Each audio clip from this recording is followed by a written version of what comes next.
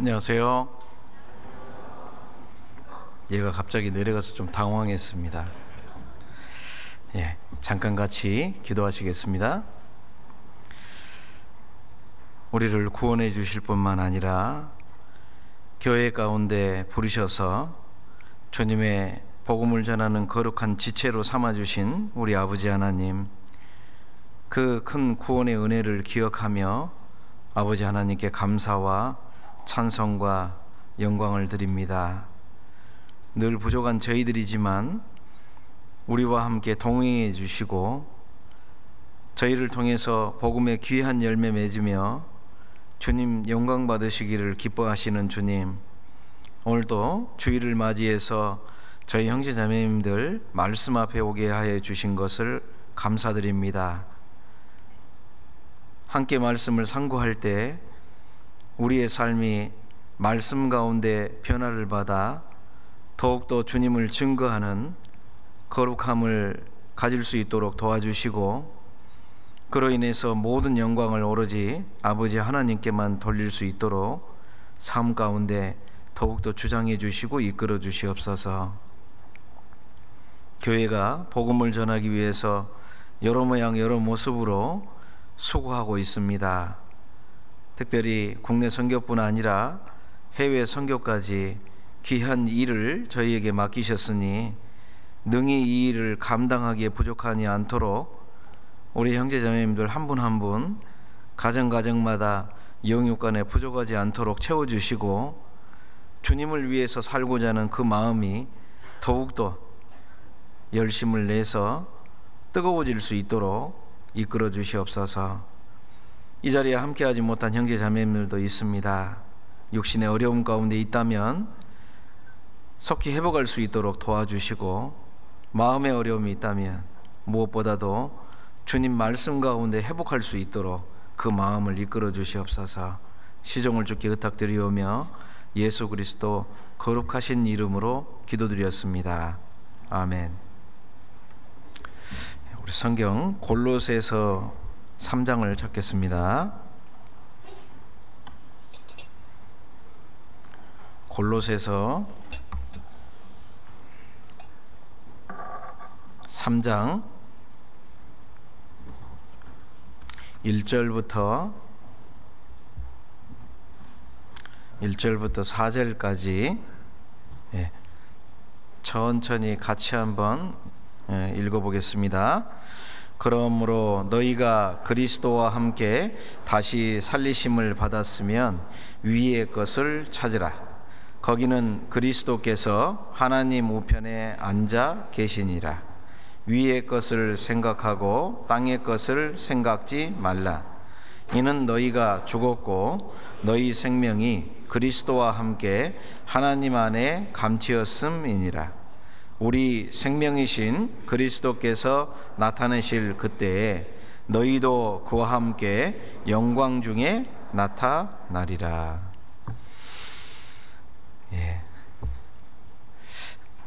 2015년도에 전주교회 설교하고 이제 근 10년 만에 다시 오게 됐는데요. 되게 멀리서 왔죠. 되게 멀리서 왔는데 그때는 제가 미국에서 들어온 지 얼마 안 돼서 전주교회를 왔었던 것 같고, 이제는 너무 가깝고 친숙한데 오게 돼서 하여튼 기분이 10년 만에 이 단상에 서서 말씀을 다시 해야 되는구나 이런 생각을 하는데, 그 10년이라는 시간 속에서 무슨 변화가 있었을까?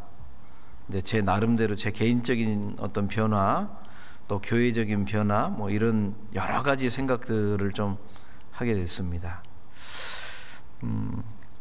뭐 슬픈 사실도 좀 있고요. 그게 뭐냐면 이제 좀 몸이 좀 늙었다는 거, 주름도 늘어가고, 이게 체력도 예전하고 좀 다르구나, 뭐 그런 것도 느껴가지만 이제 감사한 일도 참 많은 것 같습니다. 계속해서 복음이 전해지고 있고, 또 여전히 함께 교제하며 함께 이렇게 힘을 모아서 주님 복음 전하는 일에 최선을 다하고 있는 우리 형제자매님들이 있다는 거, 그분들과 교제하고 있다는 사실이 참 많이 위로가 되고 감사가 됩니다. 선교사로 있었던 시절 속에서 지금은 이제 미국 교회가 굉장히 많이 성장을 해서 감사가 되지만, 제가 있었을 당시만 해도 굉장히 많이 힘들었거든요. 교제할 수 있는 분들이 많이 적고, 또 한국의 교회는 되게 가깝잖아요. 그죠? 네. 근데 이제 보통 외국에 있는 교회들은, 특히 미국 같은 교회는 가장 가까운 교회가 6시간 내지 7시간 정도 떨어져 있어야 되기 때문에 되게 가기도 어렵고, 또 우리는 이제 곧 있으면 동계 수양회 준비하셔야 될 텐데, 이제 전주교회는 집에서 오기만 하면 되죠. 너무 좋잖아요.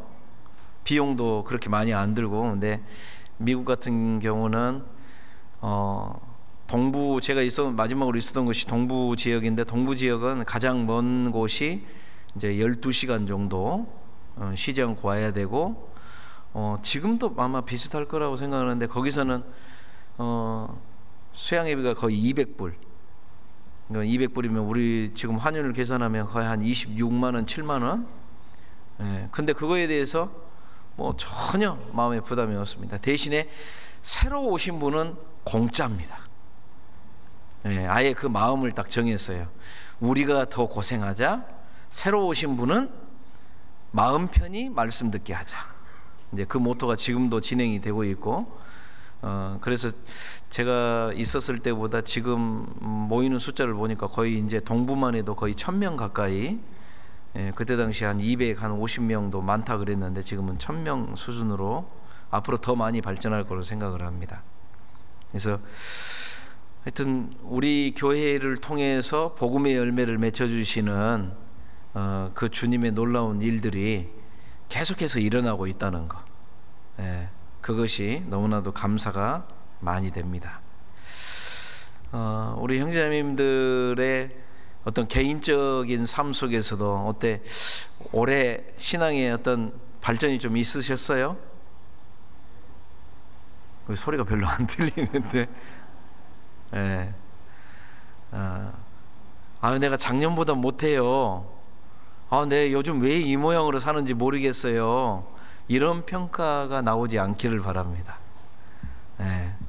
우리가 예수님을 닮아간다는 그 삶에 있어서는 제가 이제 점진적이라는 단어를 쓰는데, 점진적이라는 말은 변화가 크지는 않지만 계속해서 주님을 향해서 이렇게 올라가는 삶, 그게 이제 우리의 신앙생활의 모습이 돼야 되거든요. 그런데 이 점진적인 변화가 발전적이고 좀 더 긍정적인 지향점을 찾아가는 것은 너무나 좋은데, 이 점진적인 변화가 반대로 일어났을 때, 모임하고 점점 멀어지고 성경도 많이 읽었다가 점점 안 읽게 되고, 교제도 옛날 많이 수시로 다니던 삶에서 점점 참석을 안 하게, 그러면 점진적인 변화가 뭔가 이상한 변화가 돼버리는 거죠.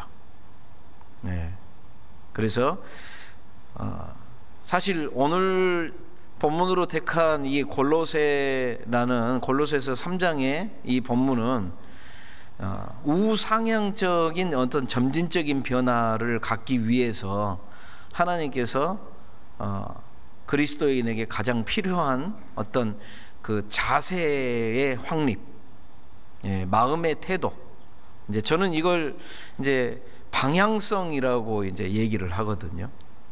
그러니까 어디를 향하여 지금 가고 있는 것이냐, 무엇을 바라보고 가고 있는 것이냐. 그리스도인의 삶에 있어서 여러분, 우리 삶이라는 것은 영향을 되게 많이 받습니다. 환경의 영향도 많이 받고, 그래서 오늘은 햇볕이 좀, 아침부터 햇볕이 이렇게 쬐주니까 기분 좋으세요, 안 좋으세요?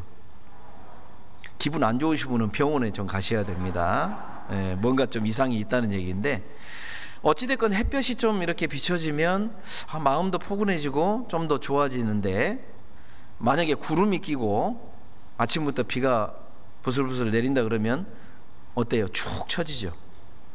이제 그럴 때 보통 사람들은 환경이 단순히 이런 환경이니까 그 영향을 받는 걸로 끝나버립니다. 근데 굉장히 긍정적인 사람들은 마음을 어떻게 잡고 있냐면, 벌써 어떤 분은 내일이면 비가 그치네, 햇볕이 나올 거야, 기다리죠. 뭔가, 그리고 이 비가 아니면 이런 환경이 어렵지만 그래도 필요할 거야, 하나님이 그냥 이런 날씨를 주시지는 않을 거야. 뭔가 같은 환경인데도 마음을 어디에 두고 있냐에 따라서 자기의 삶까지도 영향을 많이 받아버립니다. 당시에 골로새 교회는 굉장히 여러 가지 위험에 노출되어 있는 환경이었습니다.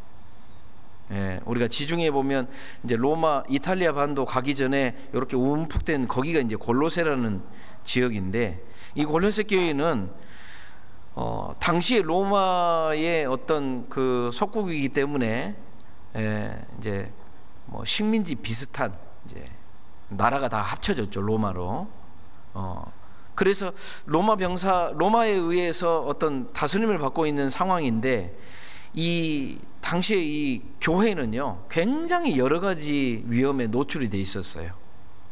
그게 뭐냐면, 이제 당시에 골로새 교회를 흔들고 있는 이단 사상이 이게 혼합주의라고 그럽니다. 혼합주의 이단 사상이에요. 그러니까 뭐가 혼합되어 있냐면, 기독교 그리스도의 가르침이 기본적으로 있는데 이 가르침을 흔들려고 하는 것들도 많았고, 그 다음에 유대교, 기독교와 유대교의 차이점 아시죠? 말이 틀린가요? 이제 유대교는 그리스도를 인정하지 않죠. 구약만을 믿는다고 그러고, 아직도 올 메시아, 영광의 메시아를 기다리는, 그래서 예수 그리스도를 지금도 인정하지 않는, 그게 이제 유대교의 사상. 그 다음에 이 유대교로 인해서 강조되는 게 뭐였죠? 그러니까 안식일이라든가 유월절이라든가 이런 절기와 이런 것들, 그 외형적인 것을 강조하는, 사람의 행위가 강조되는 이 유대교가 이제 그런 경향이 많거든요. 거기에다가 뭐가 또 들어왔냐면, 당시에 헬레니즘 영향, 이 헬라 철학이 당시에 뭐 스토아학파라든가 뭐 아리스토텔레스라든가 플라톤, 뭐 이런 굉장히 많은 사람들이 철학에 대해서 논의할 때가 바로 이 헬라 시대거든요. 로마까지 이어졌고, 이런 어떤 철학 사상이 교회를 흔들었고, 거기에다가 하나 더 들어온 게 뭐냐면 이제 신비주의 사상이거든요. 이런 영향 속에서 이제 그노시스 학파가 나오게 되는 거고, 그노시스가 뭐냐면 이제 영지주의 학파거든요. 이게 이제 교회를 뒤흔드는 아주 중요한 역할을 하게 됩니다. 이런 위험에 노출돼 있으니까 형제 자매들이 만약에 이런 거에 흔들리면 여기서도 어려움, 막 자기의 어떤 중심을 흔들려는 그 사상 속에 있을 때, 이런 거에 노출되어 있을 때 흔들리지 않고 신앙을 주님이 오실 때까지 유지하고 있는 방법을 바울 사도는 설명을 해주는데, 그게 바로 위의 것을 찾으라는 말입니다. 이 골로새서의 삶을 통해서, 편지를 통해서 바울 사도는 1장에는 그리스도가 얼마나 우월하신 분이냐, 너희가 이 은혜를 깨달은 날, 이것이 그리스도의 은혜 가운데 나오는 건데, 그리스도가 하나님의 본체인 그분이 오셔서 우리에게 해주신, 그분이 얼마나 뛰어나신 진짜 하나님이라는 것을 강조를 해줍니다. 그리고 이제 2장으로 넘어왔을 때는 십자가의 충분성, 우리가 다른 게 필요한 거냐, 구원의 은혜는 그리스도의 은혜가 아니면 붙잡을 것이 없는 거다. 왜 철학에 그렇게 흔들리는 거냐. 그리고 이 3장으로 넘어와서는 이제 너희가 세상을 붙잡는 것이 아니라 그리스도를 붙잡아야 되는데, 그리스도께서 너희에게 무엇을 주셨냐? 그게 바로 새 사람의 삶이지 않느냐. 그래서 그 새 사람이 단지 말뿐인 새 사람이 아니라 실체적인 삶의 변화가 진짜로 일어나는 진정한 그리스도인의 모습, 그래서 새 사람의 특성에 관해서 이제 이 골로새서 3장에는 언급을 해줍니다. 여러분, 배나 비행기는 출발할 때 정처 없이 떠납니까? 목적지를 가지고 떠납니까? 안 타보셨으면 모르죠. 어떤 사람이 여행을 딱 떠났는데 앞에 배가 있길래 무조건 탄다? 목적지 없이 가는 배나 비행기는 아마 보신 적이 없을 거라고 생각을 합니다. 반드시 출항할 때 이 배는 어디로 갑니다 라고 얘기를 하고, 비행기도 여기 목적지는 어디입니다라고 이야기를 하고, 거기에 갈 사람들이 배에 타거나 비행기에 타거나 하죠. 그래서 함장이나 조종사, 이제 그 배나 비행기를 운행하는 사람이죠. 그 사람들은 목적지에 갈 때 가기 전에도 준비하고, 경로가 어떻게 가야 된다, 중간에 어떤 위험 요소가 있다, 이 지역은, 배 같은 경우 아시죠? 얼마 전에 서울에서 그 한강 운행하던 배가 멈춰버렸죠? 어디에 올라타 버렸잖아요. 그걸 확인을 못 해가지고, 무슨 콘크리트 위에 올라타가지고 멈춰가지고 막 사람들이 구출하니라고 뭐 신문에 좀 났던데, 바로 이제 그런 경우가 항해하는 그 함장이나 어떤 주관자가 확인하지 않는 거예요. 운행을 하더라도 정신없이 간 거죠. 그러나 보통 정상적인 함장이나 조종사들은, 비행기 조종사들은 특히 이제 비행 출발하기 전에 거기 있는 사람들하고 모여서 미리 다 항로를 다 체크하고, 이때는 어떻게 될 거고 예행 연습을 미리 다 합니다. 그런 상태에서 가야 목적지에 가는데 위험이 닥치더라도 이런 위험을 예상한 위험도 나오니까 준비를 하게 되죠.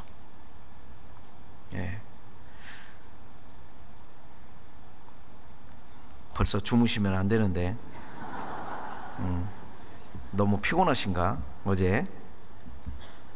그래서 특히 이제 제가 비행기 조종수를 잠깐 배워본 적이 있거든요. 단순하게 그냥 비행기 조종관 당겨서 뜨고 내리고 뭐 이런 것만 생각을 했는데, 비행기 조종사도 아닙니다. 수시로 인천공항 출발했으면 뜨자마자 인천공항 관제탑하고 가는 방향, 그 다음에 높이, 속도, 이걸 다 조종을 하고 체크하고 갑니다. 그리고 한국 딱 벗어나면요, 그때부터는 자유다 하고 가면 큰일 납니다. 왜 그러냐면 이 전 세계에 동시에 떠 있는 비행기 숫자가 엄청나잖아요. 그래서 공중에 길이 없는 것 같지만 다 약속된 길이 있거든요. 그래서 이 인천공항을 벗어나면, 예를 들어서 일본 쪽으로 가면 나리타 공항 관제탑하고 하든지 도쿄 관제탑하고 하든지, 거기 벗어나면 저 앵커리지 쪽으로, 그리고 미국을 중간 지나가면 또 중간중간 관제탑이 계속해서 번역을 설정해서 바꾸지만, 항상 비행기 조종사는 수시로 고도 체크, 방향 체크 이걸 합니다. 몇 년 전에 어떤 비행기가, 미국의 비행기가 직진만 하는 거예요. 여러분 가끔 가다가 운전하고 가다 보면 앞에 가는 차에 이렇게 붙어 있죠. 2시간째 직진 중, 건들지 말 것. 이제 초보 운전사. 예. 좌회전 우회전을 못하니까 어떤 분이, 제가 서울에 있었을 때 어떤 분이 요 수원 가려고 딱 올라탔는데 도착해 보니까 부산이더래요. 좌회전 우회전을 해야 되는데 못하니까. 네. 능숙한 조종사들은 다 그걸 예정하고 체크하고 확인하고 갑니다. 신앙도 마찬가지라는 거죠. 그냥 교회당만 나오고 말씀 들으라니까 말씀 듣고, 물론 그것도 잘하는 방법이긴 하겠지만 과연 내가 정말 제대로 걷고 있는 건가? 우리 삶을 베드로 사도가 나그네와 행인이라고 표현을 했습니다. 들어보셨죠?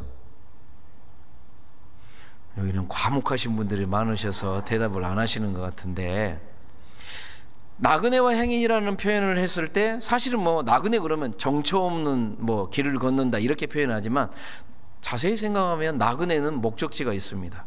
가야 할 곳이 있거든요. 우리는 가야 할 곳이 정해져 있습니다. 주님이 오시면 저 영원한 천국에서 우리의 집이 거기에 있고 우리의 시민권이 거기에 있고, 내가 이 세상은 잠시 지나가는 곳이고 저 영원한 천국에서 영원히 살 곳이다. 맞죠? 목적지 정해져 있습니까? 안 정해져 있습니까? 정해져 있죠. 그렇다면 이 세상은 단지 지나가는 곳이고, 예, 목적지가 아닌데, 문제는 방향성을 세상에 두는 사람이 생기게 된다는 거죠. 그걸 누가 유도하냐? 마귀가요, 귀신들하고 같이 우리들의 마음, 우리들의 삶을 자꾸 세상을 사랑하게 유혹을 한다는 거죠. 구원받으면 이제 마귀가 더 이상 주관하지 않고 이제 마귀하고는 상관없이 나는 영원한 삶을 살아가는 사람이기 때문에 마귀는 don't touch, 이제 건들지 마, 이럴 것 같지만 마귀는 집요하게 그리스도인들을 건듭니다. 함정을 파놓고요, 악한 괴계를 써서 그리스도인이 정신 못 차리게 만들어요. 왜요? 그리스도인이 정상적인 신앙생활을 하게 되면 놀랍게도 나만 천국 가는 것이 아니라 내 가족의 영혼을 보게 돼 있고, 내 주변에 있는 사람들의 영혼에 대해서 그들도 건져야 되겠다라는 생각을 갖게 되거든요. 네. 사람이 죽어가고 있는데 내가 아무 생각 없이 살아갈 수 있겠냐? 그건 짐승이지. 정말 그 영혼이 죽어가는데 내가 이렇게 있을 수는 없다. 그래서 정말 깨어있는 삶을 사는 그리스도인은 멈추지를 못합니다. 네. 그 사람에게 당신 영혼의 문제를 생각해 본 적이 있냐? 당신 이 세상은 이렇게 준비 잘해서 잘 먹고 살고 잠깐의 행복을 누리는 거 즐겁지 않냐? 그런데 영원한 멸망이 당신 앞에 있다. 좀 말씀 좀 들어보지 않겠냐? 계속해서 입을 열고, 그 입을 열 때 내가 하는 이 말이 단지 그냥 허공에 메아리 쳐서 쓸모없는 말이 되지 않도록 하기 위해서 자기의 삶을 조심합니다. 예, 말의 무게라는 게 있죠. 예, 정말 내가 하는 평상시에 하는 말도 쓸데없는 말 안 하고, 정말 한마디 말을 하더라도 거룩함, 그 다음에 정말 이 사람이 내 말을 가치 있게 듣게 하기 위해서는 그리스도인의 삶이 달라져야 되죠. 천국을 간다는 입장에 있어서는 지금 이대로 가도 전혀 문제가 없습니다. 그죠? 내가 잘해서 가는 천국이 아니기 때문에, 예수님께서 모든 것을 다 해주셨기 때문에 천국 들어가는 것은 내가 어떻게 살든지에 상관없이 천국에 갑니다. 그분의 은혜 때문에. 그런데 문제는 내가 어떻게 살았느냐에 따라서 내 주변에 있는 내 가족들과, 그리고 내 주변에 있는 다른 사람들이 천국이냐 지옥이냐가 결정이 돼버린다는 것이죠.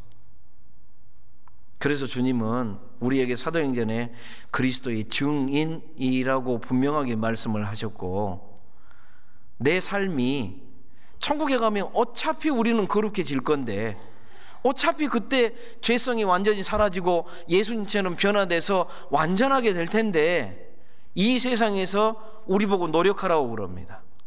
변화하라고 자꾸 얘기합니다. 세상과 싸우라고 그러고, 더러운 말은 하지 말고 악한 것은 버리고 구별되라, 이렇게 얘기를 합니다. 너무 힘들어 죽겠는데요. 왜 그걸 요구하십니까? 그렇지 않으면 복음이 안전해지기 때문에 그러는 겁니다. 그리스도인의 삶이 내게 주신 큰 은혜로 인해서 자랑할 것이 없어요. 내 자체로는 오직 자랑할 것은 주님의 은혜밖에 없습니다. 그러나 세상 사람들은 그 주님의 은혜를 모르기 때문에 우리의 겉모습을 보는 거죠. 그리스도인이라고 하는 사람이 어느 날 구원받았다고 기뻐하고 즐거워하고 했던 사람이 자기 가족들에게 그 복음을 전하고 싶어서 얘기를 했을 때, 그 사람들은요, 내 삶에서 해주는 그 말의 무게를 어떻게 느끼냐, 내 행동과 내가 평상시에 하던 어떤 세상적인, 그냥 평상시에 지내왔던 그런 일들로 인해서 가치평가를 딱 해버립니다.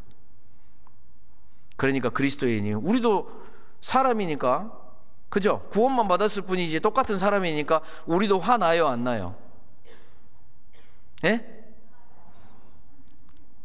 입 다무신 분 안 나시는 분인가 봐. 저보다는 나으신 분인 것 같은데. 예. 누군가가 나를 안 건드렸을 때는 그냥 차분해요. 예. 화낼 이유도 없으니까. 그런데 참 세상에 우리를 가만히 놔주지 않습니다. 내 자존심을 건들고 내 성질을 건들고, 그래서 에이 내가 이만큼 참았으면 됐지 하고 나 못 참아서 탁 하게 되면 그때부터 마귀는 기뻐하는 겁니다. 그리고 그 일로 인해서 놀랍게도 복음은 멈춰버리는 거죠.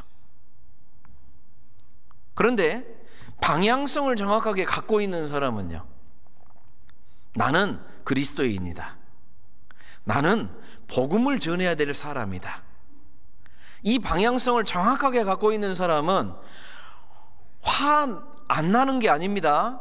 내 육신이 안 드러나는 게 아닙니다. 그런데 그것과 싸우고자 하는 마음이 생기게 됩니다. 내가 이걸 버려야 돼. 내 행동 이런 것들 버려야 돼. 왜? 복음 전하는데 방해가 돼. 이거는. 이것이 성숙한 그리스도인으로 가는 출발점입니다. 출발점. 구원을 받아서 정말 목적지가 정해져 있고 정말 누릴 수 있는, 앞으로 정말 천국에서 주실 것들, 영원한 기쁨, 거기서는 너무너무 즐거워서 형제 자매들과 함께 아픈 것도 없고 영원한 행복과 기쁨과 은혜 속에서만 살아간다니까 그 자체로는 너무나 좋죠. 그것만 누릴 때는 마음이 너무나 행복한데, 문제는 우리가 당장 구원받았다고 해서 천국으로 이동을 하는 게 아니죠. 하나님이 이 땅에서 살게 해놓으셨다는 겁니다. 그래서 우리 육신은 여전히 이 굴레 속에 있기 때문에 자꾸 낡아지고 늙어가죠. 힘도 점점 없어지고 언젠가 앞으로 변화될 건데 왜 이 땅에 두셨냐, 그 말입니다. 주님이 아이고 내가 정신없었다, 너 빨리 와야 되는데 그러셨을까요? 아니요, 목적이 있었던 거죠. 내가 다시 올 때까지, 너 자신이 나하고 다시 만날 때까지 그리스도의 증인이 되다오. 이스라엘은 자기들이 원치 않던 원하던 지금도 하나님의 증인입니다. 우리는 전도집회 때 많이 보죠. 그들의 삶을 통해서 자기들은 여전히 예수 그리스도를 인정치 않지만 그들의 어떤 삶, 정치, 경제적인, 군사적인 이런 모습을 통해서 야, 이스라엘을 보고 있으면 하나님이 정말로 살아 계신다, 귀하게 지금도 쓰임받고 있습니다. 자, 그렇다면 우리들은요, 나는요, 과연 어떻게 주님 앞에서 내가 제대로 쓰임을 받고 있는 건가? 한번 방향성을 체크를 해봐야 됩니다. 신앙이 어렸을 때는 단지 그리스도인이라고 해서 공짜로 뭐가 되는 건 아니니까 노력해야 됩니다. 땀 흘려서 살아야 되니까 이 세상에서 직장도 다녀야 되고 또 사람들과의 관계 속에 힘든 일도 생기게 되고 이런 일이 생기게 되죠. 세상 사람들은 그거에 울고 웃고 합니다. 그런데 나는 그리스도인이라는 방향성이 생겼습니다. 바울 사도는 내가 그리스도를 본받는 자 된 것 같이 너희는 나를 본받는 자 되라, 명령체죠. 네. 요즘 문화는 아이들한테도 강요하지 않는다고 그러죠. 네. 그래서 만약에 요즘 말의 어떤 말투로 성경을 바꾸면 어떻게 되겠어요? 그리스도를 본받는 자 돼 볼래? 의향을 물어본 게 아닙니다. 되라, 명령이죠. 골로새서 3장 우리가 오늘 읽어본 이 본문에도요, 위의 것을 찾아볼래? 이렇게 하지 않습니다. 찾으라. 왜요? 실제로 성경은 그리스도인의 어떤 하나의 신분에 대해서 언급을 할 때 바울 사도가 명확하게 언급한 또 하나의 신분이 있는데, 그게 뭐냐면 그리스도의 군사라는 신분입니다. 군인이라는 거예요. 군인. 예. 저는 개인적으로 군인으로서의 삶을 좀 오랫동안 살았기 때문에 아주 오래 하신 분에 비하면 많이 한 건 아닙니다. 한 8년 정도 제가 군복을 입었는데, 군인들은 의향을 물어봅니까? 요즘 당나라 군대 됐다고 그러던데, 아이들한테 야, 니네 훈련 좀 할래? 네? 그러면 그런 군대를 믿고 누가 편하게 안심하고 살겠어요, 국민들이? 예. 그래서 군인들은 명령에 죽고 명령에 산다, 그렇게 자꾸 암기를 합니다. 아예 수요일마다 우리 형제님들 군대 갔다 오신 분들 수요일마다 오전에 뭐 하시죠? 정신전력의 날 행사를 합니다. 아침부터 모여가지고 정신교육을 시켜요. 정훈장교가 와가지고. 그때 하는 게 뭐예요? 왜 우리가 군복을 입었느냐, 왜 우리가 이렇게 이 자리에 있느냐, 그때 자부심을 많이 만들어줍니다. 예. 우리 군가 옛날 생각나세요? 군가 중에 하나가 너와 내가 아니면 누가 지키랴 남북으로 갈라진 조국의 땅을, 그 노래 부르면요, 잘하고 있어, 잘하고 있어. 예, 내 청춘을 여기서 희생하지만 그래도 나는 잘하고 있어. 그러면요, 아무도 알아주지 않는 최전방 GOP에 새벽에 이슬 맞으면서 총을 들고 서고 있어도요, 거기에 서 있어도요, 마음이요 힘들지가 않아요. 그런데 그런 생각이 딱 없으면요, 집에서 요즘 핸드폰 주잖아요. 저녁에 엄마랑 통화하면 엄마, 애기요, 애기. 똑같은 군인인데 성인으로서 내가 할 일을 제대로 하고 있는 군인이 있는가 하면 군대 보내놨는데도 애기예요, 애기. 신앙생활도 이와 마찬가지입니다. 우리는 더 이상 이 세상에 썩어져가는 그런 삶을 살고 있는 사람이 아니라 성경은 그리스도의 군사라고 얘기합니다. 그래서 성경의 말투 자체가요, 하나님께서요, 예, 정말 하나님의 명령, 권위를 가지시고 명령체로 얘기를 하는 거예요. 시편 여기 접어두시고요. 시편 146편 한번 찾아보십시오. 143편입니다. 3편 죄송합니다.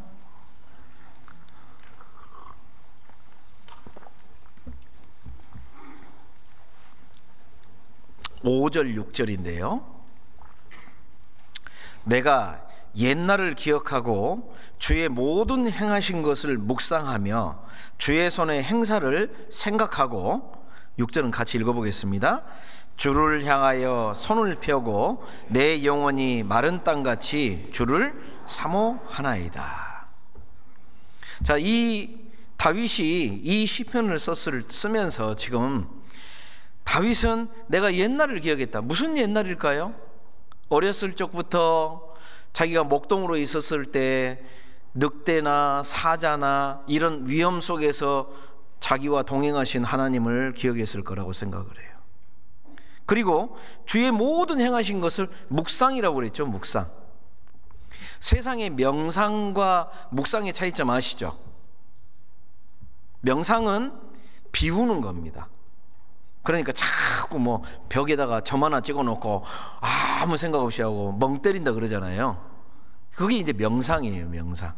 뭐 그 단호흡인가 뭐 그런 것들을 하다가 지금은 이제 단호흡 같은 거 많이 안 하죠. 왜 그럴까요? 그거 하다가 귀신 들어오거든요. 자꾸 비면 들어와요. 예, 그래서 이제 이 어린애들 중에 귀신 들린 애들 가끔 나옵니다. 그것 때문에. 예. 근데 성경에서 말하는 묵상은 이 명상하고 차이가 굉장히 다르죠. 묵상은 채우는 겁니다. 단지 비우는 것만 의미하는 게 아니라 비우고 나서 뭘 비워요? 내 생각, 내 뜻, 세상적인 거, 육신적인 거 이걸 비우고 대신 채워요. 뭘로요? 하나님의 말씀으로 채우는 거예요.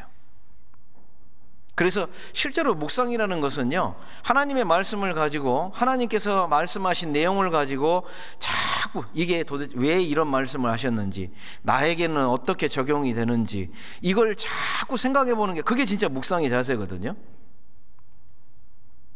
어떻게 좀 하셔요? 너무 바빠서요? 생각할 틈이 없어요? 그래도 하셔야 됩니다. 너무 바쁜 세상이기 때문에 그러니까 기도해야 되고요. 너무 바쁘니까 묵상하지 않으면요, 왜 안 하게 되면 무슨 일이 생기게 되냐? 에너지가 다 떨어져 버립니다. 영적 에너지가. 군인들이 굉장히 신경 쓰는 것 중에 하나가 잘 먹이는 겁니다. 잘 자게 하고. 그래서 제가 예전에 그 군대 간 형제 얘기 들어보니까 지금은 지겨워 죽겠대요. 그래서 뭐가 지겨워? 그러니까 통닭을 한 마리씩 준다는 거예요. 식판에다가. 그걸 막 남긴대요. 그래서 우리 배고픈 시절에 군대 생활 했던 사람들은 배불렀네. 예? 우리 때는 돼지가 발 씻고 간 물 먹었다. 이렇게 표현을 하거든요. 예. 소고기 국이라고 딱 명시되어 있는데 소고기는 없어요. 그래서 아니 이 소 어디 갔어요? 그러니까 소 발 씻고 갔다고.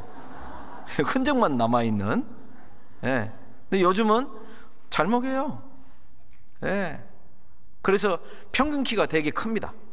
예. 겉으로 보면 잘 먹고 그러니까 키도 크고 잘생겼고 뭐 운동도 아침마다 다 이런 운동도 시켜주고 뭐 하니까 하는데요, 문제는 정신력입니다.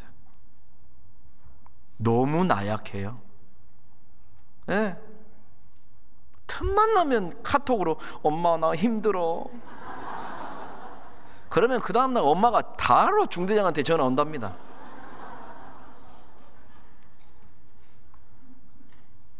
연약한 군인은 오히려 불안하게 만드는 거죠. 자, 그리스도의 군사는 어떻게 해야 되겠습니까? 그러면 실제로 우리가 이제 가장 그 성경에서 긴 절이, 긴 장이 시편 119편이잖아요. 이 시편 119편을 읽어보신 분은 아시겠지만 119편의 특징이 하나가 나와요. 말투의 어떤 특징 중에 하나가 뭐냐면 대부분이 내가 이렇게 시작이 됩니다. 하나님께서는 우리를 창조하실 때 로봇처럼 안 만들어 놓으셨다는 말 들으셨죠? 자유의지를 주었다. 예. 그래서 구원 받을 수도 있고 안 받을 수도 있고, 그 뭐예요? 하나님의 사랑을 받아들일 수도 있고 안 받아들일 수도 있고, 이게 이제 그 사람의 의지거든요. 그런데 신앙생활도 마찬가지인 겁니다. 뭐 로봇처럼 되면은 태엽 감듯이 칙칙칙 감아가지고 이리 가, 그러면 다 그쪽으로 가면 좋겠죠. 그러나 그렇게 하지 않으셨어요. 로봇처럼 다 형제자매님들 개인적으로 다 하나하나 선택할 수 있고, 내가 구역모임 갈 수도 있고 안 갈 수도 있고, 수요 말씀 들을 수도 있고 안 들을 수도 있고, 오늘 아침 주일에도 지금 우리 여기 계신 형제자매님들은 아침에 부지런히 마음을 이미 정해놔서 주일날 아침 당연히 가야지, 이미 방향성이 정해져 있기 때문에 이 자리에 나와 있는 겁니다. 그런데 이 자리에 안 나오신 형제자매님 중에 다른 사정도, 피치 못할 사정도 있을 수 있겠지만, 어떤 분은 지금도 이불 속에 있는 분도 있겠죠. 힘들어, 오늘 날씨가 추워, 왜 나가, 집에서 유튜브 틀어놓고 들으면 되지, 그럴 수도 있거든요. 그걸 일일이 누가 조정해 주는 건 아닙니다. 누가 해야 되죠? 내가 해야 되는 선택입니다. 복음이 전해집니다. 전도 집회가 전해집니다. 내가 이번에 전도할 사람이 없어. 그래도 나 갈 거야. 왜? 나를 위해서도 가고, 그 자리에 내가 비록 전도는 안 했지만 그 자리에 새로운 영혼들이 와 있어. 그 영혼 구원받도록 내가 힘을 주고, 내가 별거 아닌 물질이지만 이 전도 집회가 진행되기 위해서 내가 헌금할 거야. 아무도 알아주지 않지만 주님이 보고 계셔. 이 방향성이 정해져 있기 때문에 우리 교회가 지금까지 복음이 전해지는 겁니다. 그 방향성이 연결이 되어 있기 때문에 하나님께서 우리 교회를 사용해 주시는 거거든요. 그런데 안타깝게도 개인적인 신앙도 그렇고 교회가 이 방향성을 잃어버리는 모습이 성경에 나옵니다. 요한계시록 3장 한번 봐볼까요? 2장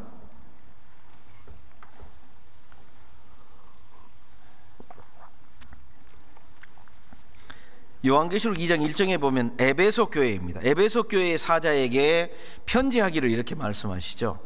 이 에베소 교회는 방향성을 잃어버렸는데 4절 같이 읽어보겠습니다. 그러나 너를 책망할 것이 있나니 너의 처음 사랑을 버렸느니라. 놀랍게도 교회가 세속화돼 버리고, 교회가 더 이상 그리스도를 향하여 방향성을 유지하지 못했고 버려버렸습니다. 그래서 성경은 떨어져 버렸다, 마치 포도나무 가지에서 가지가 떨어져 버린 것처럼 그렇게 표현을 합니다.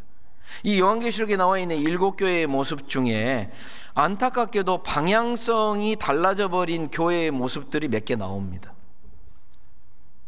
이게 단순히 교회의 모습일까요? 아니요. 개인적인 모습도 됩니다. 교회가 복음을 전하기 위해서 수고하고 헌신하고 노력해야 되는데, 이 방향성을 딱 잃어버리면 그때는 그냥 비어있는 채로 나오는 게 아니에요. 뭐가 들어와요? 육신적인 것, 세상적인 것이 그 방향성을 딱 차지하게 만들어버립니다. 그러면 더 이상 희생하고 헌신하는 마음이 아니라 내가 편해야 되고, 그때부터 신앙은 뭘로 바뀌냐면 종교적인 행위로 바뀌게 되는 겁니다. 나 오늘 예배 드렸어. 세상 교회들 그러죠. 주일날 딱 와가지고 자기가 왜 세상 교회가 1부, 2부, 3부, 4부, 5부 하는데 새벽에 이 주일날은 1부 예배가 제일 많대. 그래서 왜요? 그러니까 1부 예배 보고 놀러 가려고. 한참 막 차박이니 뭐니 막 하고 온다죠. 요새는 좀 많이 그 이후에 시간에 들어와 있대요. 그래서 왜 그런다고 봤더니 추우니까 놀러 안 간대요. 우리 교회의 모습은 아니긴 하지만, 그런데 우리도 조심할 필요는 있다라는 거죠. 그리스도인이 이 방향성을 딱 잃어버릴 때는, 그때는 더 이상 희생과 헌신을 싫어합니다. 어디 가서 복음 전하는데 좀 가주십시오. 내가 왜 가요? 왜 나보고 가라고 그래요? 왜 우리 구역이 꼭 해야 돼요? 우리 교구가 왜 그래야 돼요? 그러나 방향성을 정확하게 갖고 있으면, 이번에 하나님께서 우리 보고 이 일을 맡기신 것 같습니다. 우리가 이번에 수고하고 희생해서 천국의 상을 더 많이 받아야 될 것 같습니다. 말 그대로 특수부대처럼 자긍심을 갖고 그 일을 해야 된다고 생각을 합니다. 여러분, 교회에서 복음을 전하기 위해서 전도인을 세웠습니다. 그 전도인을 세워서 국내 여기저기, 이번에도 이제 전도인들 발령이 좀 났는데 아마 전주교회에는 그 발령 나신 분이 없는 걸로 알고 있고, 우리 권역에서는 임실하고 남원이 이제 발령이 났습니다. 예상한 분도 있고 전혀 예상치 않은 분도 나옵니다. 또 이번에도 해외 선교사로 몇 분이 또 나가십니다.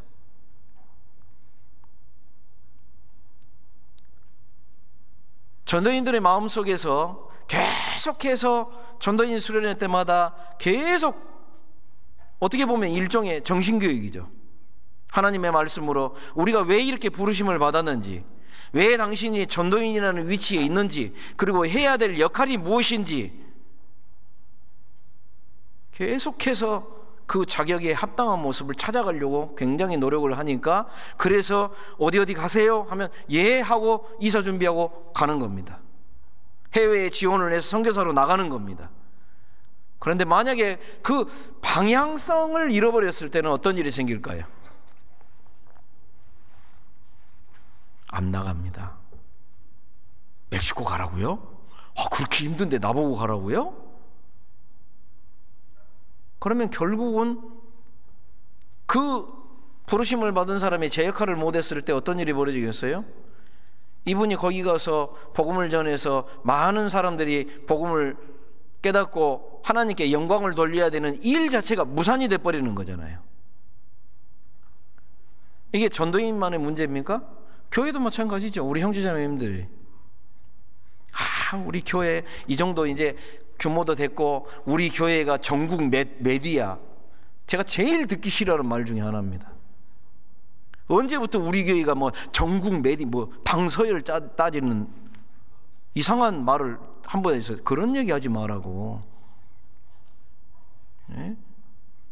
아니, 교회 1이면 어떻고 100등이면 어떻고 200등 꼴등이면 어때요?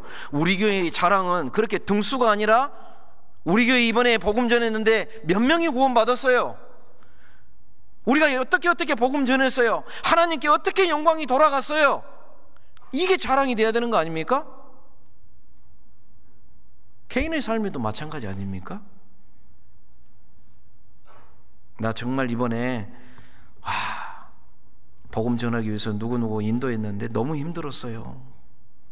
그 사람 막 안 들으려는 거 막 가서 사정하고 제발 들어야 된다라고 하고, 아이고 막 나도 지금 차가 없는데 내가 택시 타가지고 왕복해주고요, 맛있는 거 사주니라고 막 용돈 다 쓰고요, 카드 긁어서 썼어요.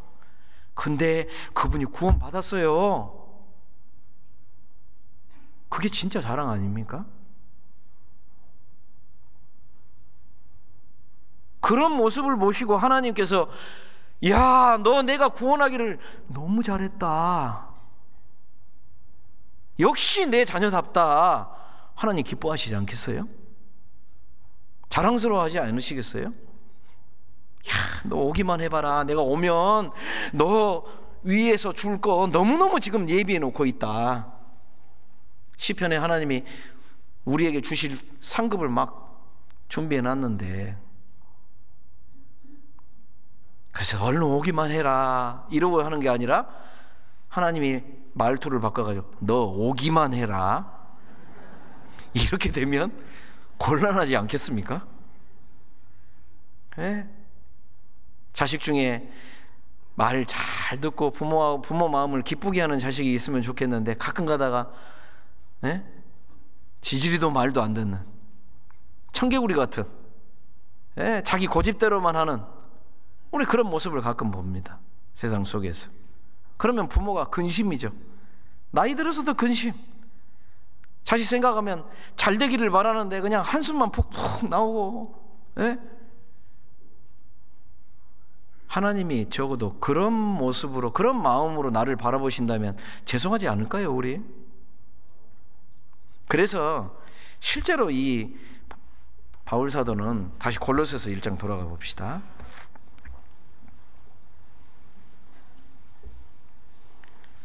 이 절 보시면 위의 것을 생각하고 땅의 것을 생각지 말라, 분명하게 언급을 하죠. 왜 그렇게 하시느냐? 이 4절이 굉장히 중요한 겁니다. 4절 같이 다시 읽어봅시다. 우리 생명이신 그리스도께서 나타내실 그때에 너희도 그와 함께 영광 중에 나타나리라. 왜 이렇게 위의 것을 찾으라고 하느냐? 너희가 장차 너희를 구원하신, 우리를 구원하신 예수 그리스도를 만나게 될 때에 하나님이 그냥 오시는 게 아니에요. 빈손으로 오시는 게 아니라는 거죠. 영광 중에 나타날 거다. 실제로 성경에서는 우리가 주님을 만나고 나중에 이제 천사들이 이제 살아서 주님을 만날 때는 갑자기 길 가다가 운전하고 있다가 일하고 있다가 나팔 소리를 듣게 될 겁니다. 그럼 순식간에 우리가 올라가겠죠. 먼저 소천하신 분들은 영혼은 주님 앞에 가 있고 육신은 이 땅에 이제 흙으로 돌아가 있겠죠. 그런데 그날 되면 이 육신을 하나님의 완벽한 모습으로 부활시키시고, 저 하늘에 있는 영이 하나님 예수님과 함께 같이 오면 영과 육이 완전한 몸으로 만들어집니다. 우리 살아남은 사람은 순식간에 호련히 변화된다, 이렇게 표현을 해놨죠. 그래서 완전한 몸을 입고 주님 앞에 올라가게 될 거고, 천사들, 지금은 천사 그러면 어때요? 되게 우리보다 능력이 많고 막 뛰어나고 그런 것 같지만 그때 되면 우리가 이렇게 볼 거예요. 천사가 우리를 시종을 들게 될 겁니다. 재밌겠죠? 뭘 시키실래요? 그때 가서 라면 끓여와 그러실래요? 아무튼 성경에서는 천사는 우리를 천국에서 우리와 하나님과 그 영원한 즐거움 속에 있게 될 때 우리를 시종들기 위해서 만든 그 역할을 하게 될 거다라고 얘기를 해놓습니다. 그런데 성경에서 우리가 찾아보는 그 영원한 영광을 기억하고 마음속에 생각하고 그 앞에 설 때를 정말 마음속에 묵상하며 예비하는 그런 모습이 있으면 좋을 텐데, 마귀는 이 마음 갖고 있기를 원치 않아요. 로마서 8장 한번 봐보십시오. 바울 사도는 이 성경, 이 바울 사도의 서신서가 한 14권 정도 되는데, 바울 사도의 서신서의 특징 중에 바울이 계속해서 반복해서 언급하는 것 중에 하나가 이 세상에 있는 것과 천국과의 어떤 대비되는 그런 말들을 많이 하거든요. 여기 18절 같이 한번 읽어보겠습니다. 로마서 8장 18절입니다. 생각건대 현재의 고난은 장차 우리에게 나타날 영광과 좋게 비교할 수 없도다.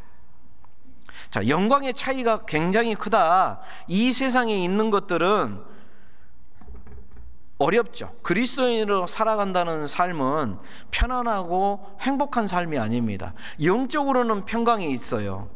정말 영원한 천국, 지옥에 가지 않고 영원한 천국의 은혜를 주셨다는 그걸 생각할 때는 마음의 평안이 절대로 사라지지 않습니다. 그런데 놀랍게도 신앙생활은 늘 이렇게 행복, 이제 불행 끝, 행복 시작 이러면 좋겠지만 그리스도인답게 살려고 딱 하니까 할 수 없이 받아야 되는 게 뭐냐? 고난이라고 얘기합니다. 예수님도 내가 십자가를 지고 저 너희를 위해서 골고다 언덕에 가서 그 일을 감당해야 되는데 너희도 너희 자신의 십자가를 지고 나를 따라와라. 내 제자가 되려면 너희의 십자가를 지고 따라와야 될 거다. 제자들은 예수님의 십자가 사건 이전에는요 들었어도 생각을 못했어요. 그러나 오순절날 성령이 마음속에 오게 되고 그 보혜사 성령께서 예수님이 하신 말씀들을 기억하게 만드시고 이 성경을 기록해 하면서 읽어보면서 그들은 아하, 예수님이 하셨던 말씀이 이 말씀이었구나 깨닫게 됩니다. 그리고 제 길로 간 가룟 유다는 예수님을 버리고 지옥으로 가버렸지만 나머지 마띠아까지 해서 12명의 이 제자들은요 철저하게 그 말씀대로 살아갑니다. 대부분이 다 순교했어요. 사도 요한만 거의 한 100세 돼가지고 자연사했거든요. 그 사람은 예수님이 미리 말씀하셨어요, 따로. 그러나 대부분의 사도들은, 그리고 나중에 13번째 사도로 부르심을 받은 이 바울 사도까지도 정해져 있어요. 정해진 길을 갔어요. 기꺼이 순종하면서 다 죽었거든요. 순교했거든요. 그들은 고난을 기꺼이 자청하면서 돌아다녔습니다. 왜 그랬냐? 바울 사도가 미련해서 그랬을까요? 아니요. 바울 사도는 마음속에서 하나님이 보여주신 확고한 것이 하나 있었는데 그게 뭐냐? 내가 주님을 위해서 고난을 많이 받으면 받을수록, 희생하고 헌신하고 하면 할수록 내 자신을 섭이라는 표현을 썼죠. 허비라는 표현을 썼습니다. 나를 갖다가 완전히 달아지도록 다 써버려도 이것이 무의미하게 사라지는 게 아니라 저 영원한 천국, 주님이 오실 그 나라에 나를 위해서 주실 영광이 더 커진다는 거예요. 그래서 영광과 좋게 비교할 수 없다. 얼마나 큰 영광인데. 그리고 놀랍게도 바울 사도는 그걸 보고 왔어요, 안 보고 왔어요? 보고 왔어요. 예, 셋째 하늘에 올라가서, 예, 근데 그 써진 보면 꼭 다른 사람 이야기가 있었는데 위에 문맥과 밑에 문맥을 보면 바울 사도예요. 자기가 갔다 본 거거든. 그 바울 사도는 생각해 보십시오. 와, 천국에 자기가 천국의 영광을 보고 왔는데 이 땅에 썩어져 갈 거 추구하면서 살겠습니까? 아니죠. 그래서 실제로 이 신앙생활에 있어서 재림과 함께 항상 언급되는 단어, 빠지지 않고 나오는 단어가 바로 이 영광이라는 단어예요. 영광. 예. 여러분, 영광교회 아셔요? 우리 교회 영광교회 있죠? 전라도 남쪽 쪽에. 근데 거기 가면요, 저도 영광교회 그때 갔을 때 보면 거기에요, 그 도로 표지판에요, 이렇게 고속도로나 이렇게 시내 그 국도나 이런 데 가면요, 거기에 써져 있어요. 영광으로 가는 길. 영광으로 가는 길이라고 써 있어요. 거기 가면 영광으로 가요. 근데 만약에 다른 길로 빠져버리면 영광으로는 못 가겠죠. 자, 우리 신앙생활의 경로가 바로 그와 같습니다. 주님은 천국의 영광, 하나님의 영광, 그것이 마음속에 목적지로 정확하게 박혀 있어야 된다라고 얘기를 하는 거예요. 그러면은 내가 어떻게 살아야 할지에 대한 지혜가 생기게 됩니다. 그리고 자기 반성도 하게 되고요. 내가 이렇게 살아서 되나? 하나님이 나한테 하나님 주신 영광을 받으려면 내가 이렇게 살아서 될까? 각성이라는 단어를 쓰게 되죠. 그 전까지는 아무 생각 없이 살다가 내가 이렇게 살다가는 큰일 나겠는데? 네. 중2, 김정은이가 중2가 무서워서 못 온다는데 왜 그래요? 중2 되면요 애들이 각성이 일어나요. 자아가 점점 깨어나고 자기 주장이 강해지고 뇌의 부분이 그게 활성화되거든요. 그러니까 어때요? 누가 얘기하는 거 안 들으려고 그래요. 여러분, 애가요 갑자기 그런다고 해서 이상하게 생각하지 마세요. 그때가 된 거예요. 그때가. 그 중2나 중3 애들 이렇게 심리 상담 해보면요 뭐라고 하냐면, 너 왜 엄마한테 그때 그런 말을 했어? 나도 몰라요. 자기도 모릅니다. 그냥 짜증난대요. 엄마가 뭔 얘기면 됐어! 자기도 놀랜대요. 보면 뇌 부분에 그 부분이 활성화돼서 막 그러게 된 거거든요. 그 시기 지나면 괜찮아져요. 그런 것처럼. 그런데 그 시기를 거치고 나면 자기가 앞으로 어떻게 살아야 할지 자기 인생에 관해서 막 이렇게 생각을 하거든요. 그 전까지만 해도 어때요? 엄마가 이렇게 가라면 이렇게 하고 저렇게 하라면 이 옷 입으라면 이 옷 입고 저 옷 입으라면 저 옷 입고 막 했는데, 나 딱 그 시기 거치면 이제 자기가 좋아하는 거, 자기가 추구하는 거 달라지게 돼 있거든요. 신앙생활도 마찬가지인 겁니다. 처음에 막 구원받았을 때야 가장 구원받은 게 좋아서, 와, 우리 교회 왔더니 찬양대 진짜 잘하대, 너무 좋아 막 이러고 있는데, 조금 시간이 지나면 나만 천국 가면 안 되는데 내 가족들 어떡하지? 복음 전해야 되겠네. 근데 복음 전했더니 욕 바가지로 먹고 왔어요. 너가 그리스도인이라고? 너 그따위로 살면서 그런 입에서 더러운 말을 하면서 너나 똑바로 살아라. 그러면 창피해요, 안 창피해요? 창피해요. 그러면 막 내가 바뀌어야 되는구나. 네, 바뀌어야 되는 거예요. 그래서 이 생각 속에서요, 하나님이 우리에게 약속하신 그 가치, 얼마나 그 큰 영광이라는 것을 마음속에 늘 생각하고 살아가는 사람은요, 목적지가 바뀌지 않습니다. 네. 내가 그 목적지를 정확하게 생각하고 있으니까 내가 조금, 여러분 항해하다 보면요, 비행기 같은 경우는 그런답니다. 바람이 막 너무 거세면 막 밀리기도 한대요. 네.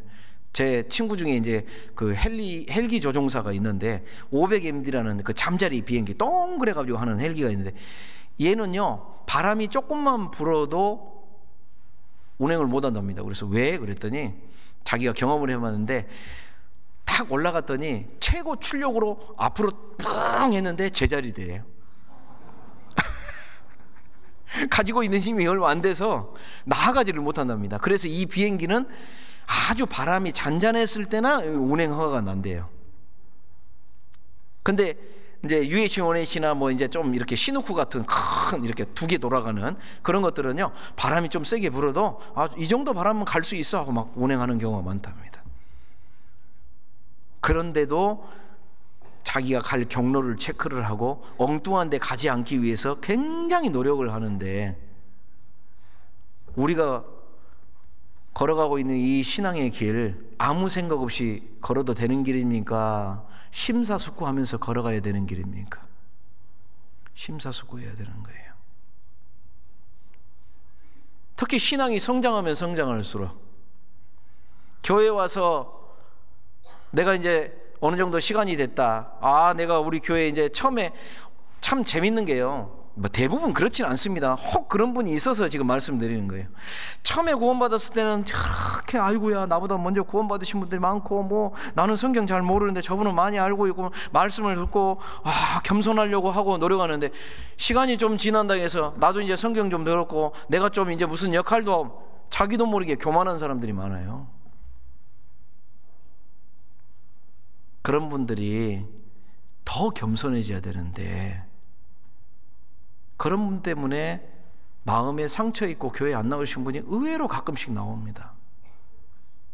왜? 자기 수준에서는 이제 이 정도, 아니 구원받았으면 이 정도는 해야지 하는데, 여러분, 아니 이 20살짜리 대학 1학년생이 유치원 이제 막 들어온 애한테 야 100m 12,000원이 들어와야지, 그럼 자기 기준으로만 얘기하는 거잖아요. 마치 이와 같은 일이 교회 안에서 생길 수도 있는 거예요. 너무 연약한데, 이분은 이제 확 구원받았는데, 그러니 그런 분한테는 애기처럼 대해줘야 돼요. 아이고 잘하셨어요.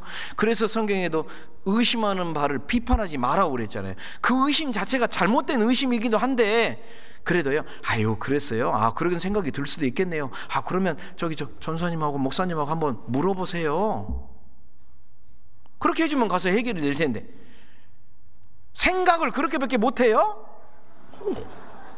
놀래버리죠 그러면. 네, 의외로 구원받은 지 얼마 안 되신 분들이, 형제자매들 먼저 되신 분들 말 한마디, 본인은 그 말이 상처가 되는 줄도 몰라요. 그런데 그것 때문에 어느 날 갑자기 안 나와버려요. 그렇게 될 수 있거든요. 그러니까 이 신앙생활이요, 정말 내가 주님 앞에서 더 시간이 되고 말씀을 더 배우고 성장이라는 것을 하면 할수록 주의해야 될 것이 많은 거예요. 내가 가고 있는 것이 정말 제대로 가고 있는 건가?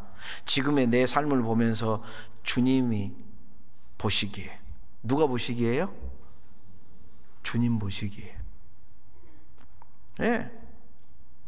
정말 하나님이 지금 보시기에 나라는 사람이 이렇게 신앙생활을 하는 것, 내 삶의 모습 가운데 이렇게 지금 살아가는 것에 기뻐하실까? 인상 쓰고 계실까? 생각해 봐야 된다는 거죠.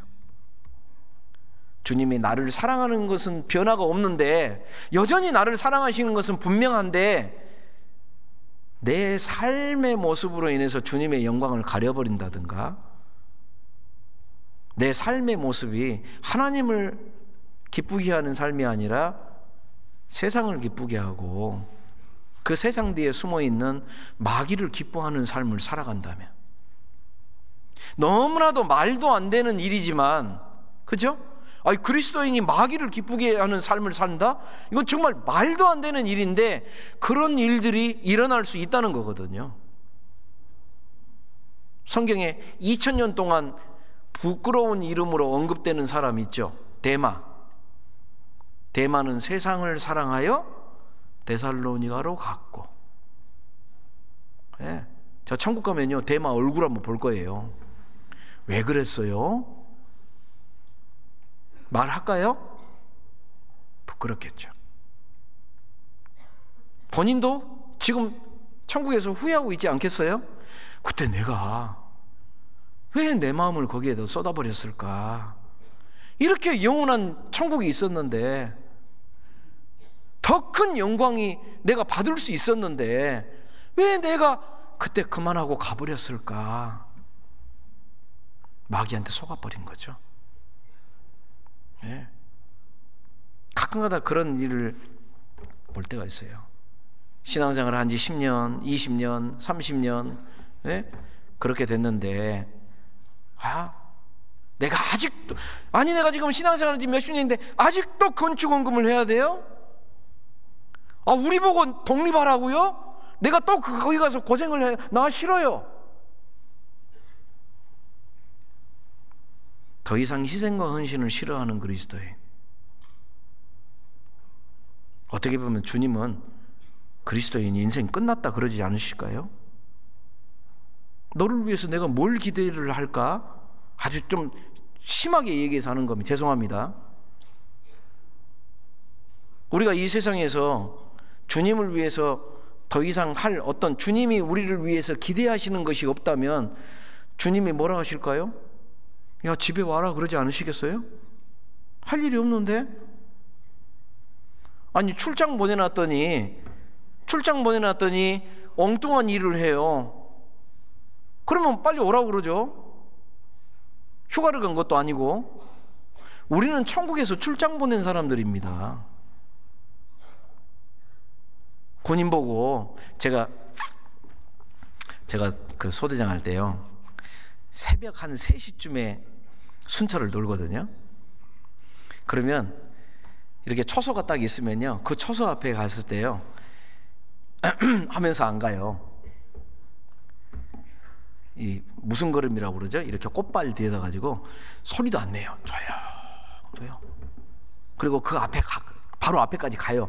그러면 가보면요, 정말 딱 앞에다 총 겨누고 있고 전방을 막 이렇게 두 명이 근무를 하는데, 그런 병사들은요 적어도 제가 있을 때 포상휴가 1순위입니다. 1순위. 근데요, 포상휴가를 받는 사람이 많이 없어. 가보면요, 2등병은요 반짝반짝 덜덜덜 떨면서 있고, 상병 병장은요 하이바 벗어가지고 거기에 다 깔고 앉아서, 그 엉덩이 어떻게 깔고 앉는지 몰라. 빼쪽할 텐데 딱 깔고 앉아서 저 뒤에 서서, 특히 초병은 담배 피면 안 되거든요. 냄새 때문에 들키거든요. 그러면 그 초소 문을 갖다가 발로 그냥 빵 차버리고 들어갑니다. 제가. 그거는요 칭찬이 아니라 벌이에요. 벌. 예.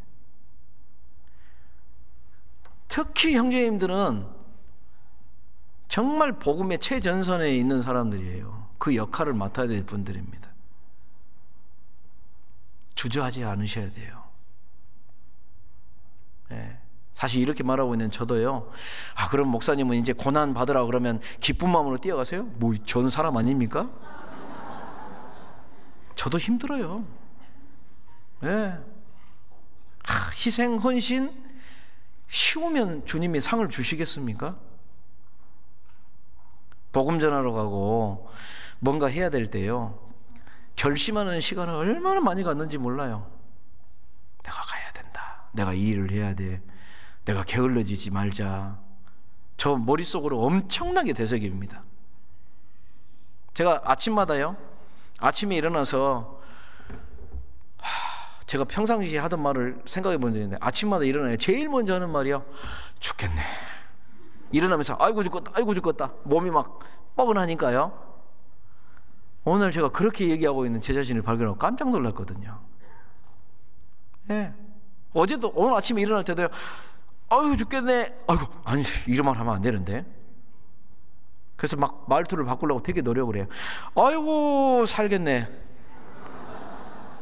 예. 아이고 오늘 하나님이 또 하루 주셨네. 아이고 감사합니다 하나님. 일부러 막 마음을 계속 바꾸려고 노력을 하고요. 근데도요, 지금 막 이거 한 지가 지금 몇 년째 되는데도 아무 생각 없으면 죽겠네. 저절로 나와요. 육신이 그렇게 끈질기더라니까. 그리고 아침에 이렇게 딱 나올 때요, 사택에서 딱 준비하고 딱 하면 제가 항상 머릿속에, 제가 거울 보면서요, 야 강명수, 너 그리스도인이야? 너 더군다나 목사야? 함부로 말하고 함부로 얘기하지 마. 몇 번 되새기고 나오거든요. 그렇게 해도 실수하는데, 네. 준비 많이 해야 됩니다. 그리스도인을 살아간다는 삶은요, 그냥 여러분 운전하시는 분은 아시겠지만, 운전대 요즘은 뭐 자율주행이라고 해가지고 좋은 차가 많지만 제 차는 자율주행이 아니니까, 운전하다가 운전대 놔버리면 어떻게 되겠어요? 나만 다치는 게 아니라는 거죠. 멀쩡히 정상적으로 가고 있는 차를 향해서 갈 수도 있고, 사람을 향해서 갈 수도 있고, 원치 않는 사고가 일어날 수도 있습니다. 그리스도인의 삶의 운전대에 내가 꽉 붙잡고 방향성을 정확하게 가지고 있어야지, 아무 생각 없이 살아간다고요? 놀랍게도 말씀 듣지 않고 교제하지 않고 그리스도인의 삶의 정상적인 커리큘럼에서 딱 벗어나 버리잖아요. 운전대 놓아버리는 겁니다. 마음도 쉽고요, 감동도 없고요. 말씀 들으러 나오라고? 귀찮아.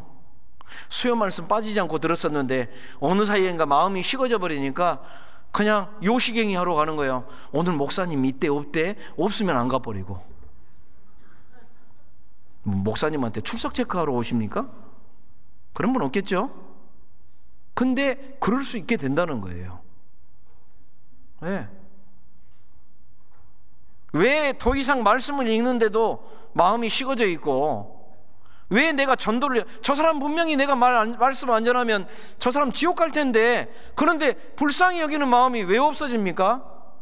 내 마음이 식었다는 증거거든요. 그 식어진 마음을 뜨겁게 하는 방법을 찾아야 되지 않겠어요? 어떻게 하면 뜨거워질까요?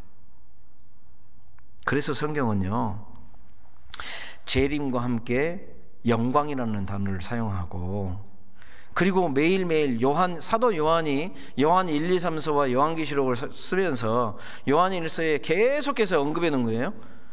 Back to the Christ, Back to the Christ, cross. 십자가로 돌아가라. 매일 저녁 십자가로 돌아가라. 매일 저녁 너를 위해서 죽어주신 예수 그리스도의 그 보혈의 은혜 가운데 돌아가라.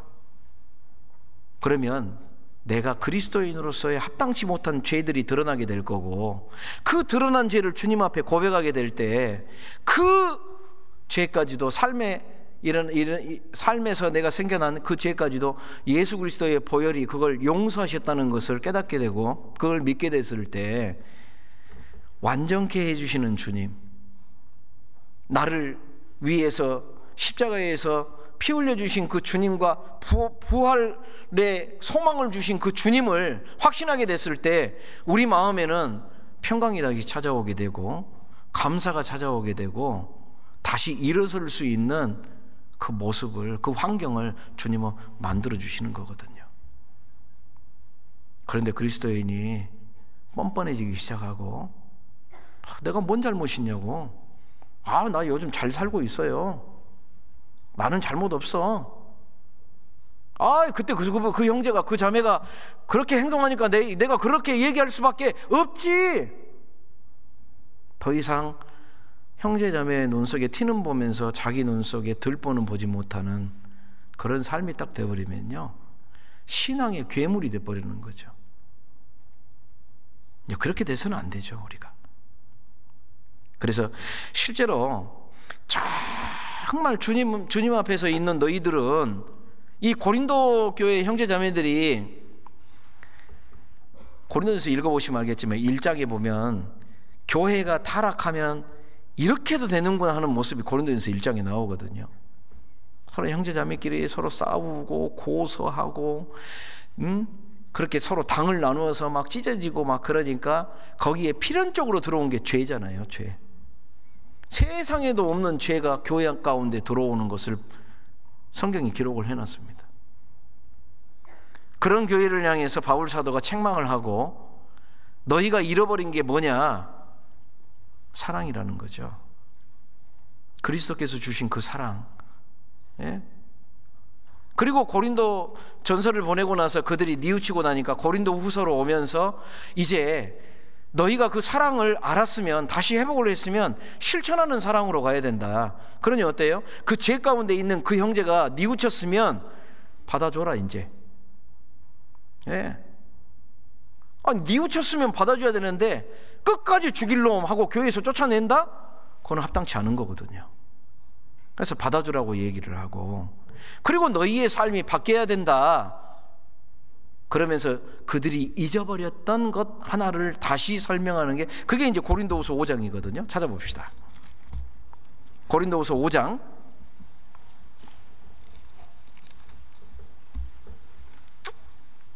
아마 많이 암송도 하셨고 찾아봤던 말씀일 겁니다. 17절, 고린도후서 5장 17절 같이 읽겠습니다. 그런즉 누구든지 그리스도 안에 있으면 새로운 피조물이라. 이전 것은 지나갔으니 보라 새 것이 되었도다. 분명히 새 것이 되었다라는 것은 고린도 교회 형제자매들 입장에서는 그 전에 바울 사도가 복음을 전할 때 분명히 새 것이 되었거든요. 그런데 고린도 전서를 쓰고 고린도 후서를 언급하면서 왜 이 이야기를 언급하냐고 말이에요. 그들이 잊어버렸다는 거죠. 생각지 않았다는 거죠.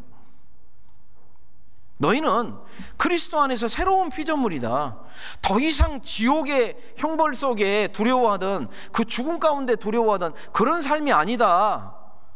너희에게는 영원한 생명이 약속되어 있다. 영원한 영광의 집이 기다리고 있다. 너희의 시민권은 하늘에 있다. 그러니 이 새로운 피조물이라는 사실, 하나님이 주신 이 엄청난 은혜를 베풀어 준 이 은혜가 마음속에서 계속 끊임없이 묵상이 되고 생각이 돼서 에너지를 줘야 되는데 이걸 딱 잃어버리는 거예요. 그럼 어떻게 되겠어요? 그리스도인도요, 희말이 없이 살아가는 사람이 있어요. 푹 쳐져가지고. 왜요? 세상에서 맨날 이 경쟁하느라고 힘들지. 직장 잡기 얼마나 힘들어요, 우리 젊은 청년들. 전주엔 또 먹을 것도 없어. 직장 잡기가 얼마나 힘든지 막 고민해야 돼. 우리 형제님들 막 개인 사업하는데 전쟁이에요, 전쟁. 그럴 때 정말 내 마음속에 평강까지도 잃어버린다면 그리스도인은요, 세상에서도 이방인이요, 신앙에서도 이방인이 돼버리면요, 설 자리가 없는 겁니다. 주님은 너는 내 것이야. 나는 너의 하나님이 되고 너는 나의 자녀야. 이거 잊지 마. 이 세상에 있을 때 나그네와 행인으로서, 나그네 뭐 해보면 어때요? 나그네 삶 경험하고 싶으면 오늘부터 지팡이 하나 짚고 한 며칠 가보셔요. 진짜 힘들어요. 집 떠나면 고생이라는 말을 하잖아요. 이 세상은 우리를 환대하지 않습니다. 이 세상은 우리를 환영하지 않습니다. 만약에 세상에서 환영받는다? 그리스도인이 세상에서 복음을 전하고 있는데 환영받는다? 그럼 뭔가 방향이 잘못된 거죠. 그리스도인이 아닐지도 모르고요, 뭔가 내 방향성이 생각해 봐야 될 필요성이 있을 겁니다. 그거는.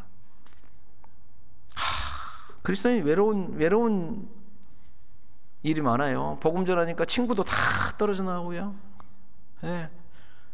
가족 중에도 구원받는 가족들은 그래도 그나마 이제 나중에 구원받으면 좀 같이 마음을 나누는데, 구원받지 않는 그런 가족들이 있으면요, 외톨이에요, 외톨이. 그런 일이 생깁니다. 그럴 때 그걸, 그래, 나는 영원한 영광이 약속돼 있어. 내가 이 고난, 우리가 주님 이름 때문에 고난받는 거잖아요. 내가 주님의 사람으로서 살려고 하니까 고난이 있는 거지, 만약에 주님의 이름으로 안 살잖아요, 고난 없어집니다. 세상 사람들을 환영한다니까요, 진짜로. 그러나 정말로 주님답게 살려고 하니까, 주님의 사람답게 살려고 하니까 어려워요.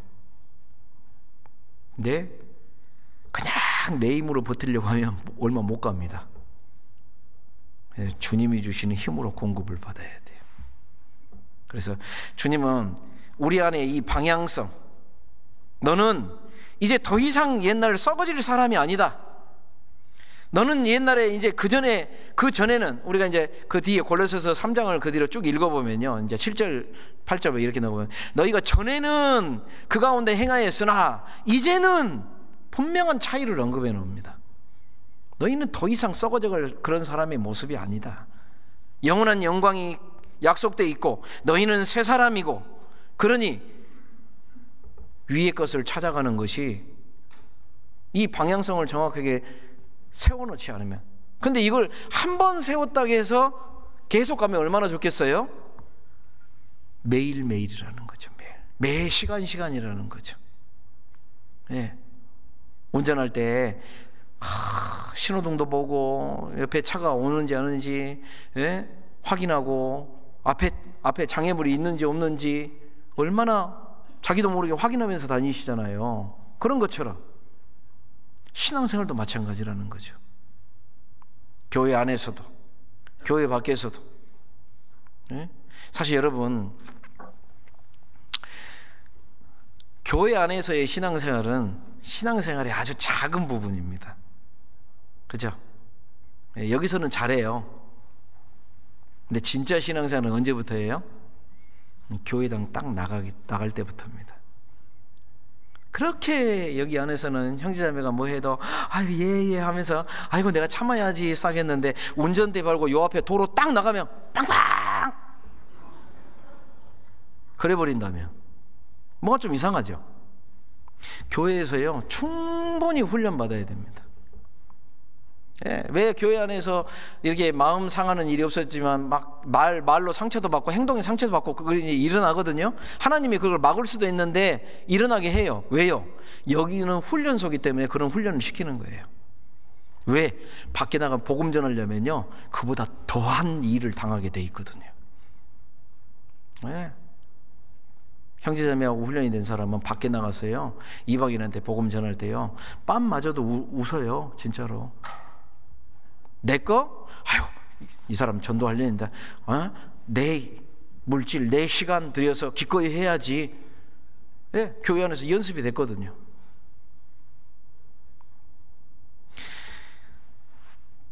새로운 사람이 됐으니 이거 한 군데만 더 찾아봅시다. 에베소서 4장 한번 봐보세요. 에베소서 4장